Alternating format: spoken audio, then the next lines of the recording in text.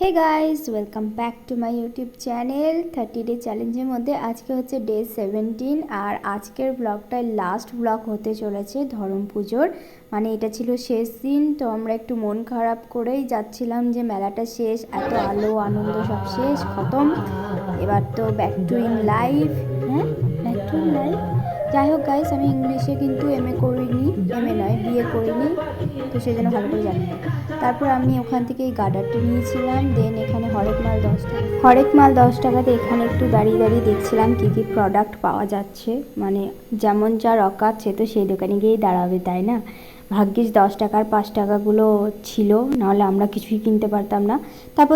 তারপর ওখান থেকে এই ফ্যানটা আমি নিয়েছি। ফ্যানটার কেমন কোয়ালিটি কি না সবই শেয়ার করব। মেড ইন চায়না, তো বুঝেই নাও কেমন চলবে ফ্যান। চায়না বেশি দিন যায় না। তো তারপর এখান থেকে মা জিলিপি আর চপ নিয়ে নিল।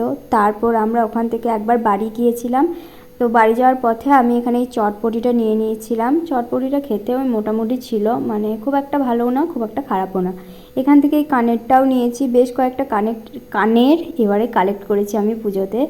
আর তারপর ওখান থেকে ডিরেক্ট চলে যাই হচ্ছে যেখানে বাজি ফোটানো হচ্ছিল ওখানে। আর এই তো বাজি ফোটানো স্টার্ট হয়ে গেছে। আমি যখনই ফোনটাকে অন করছি, মানে ভিডিওটাকে অন করছি, তখনই বাজি ফোটানো অলমোস্ট শেষ হয়ে যাচ্ছে।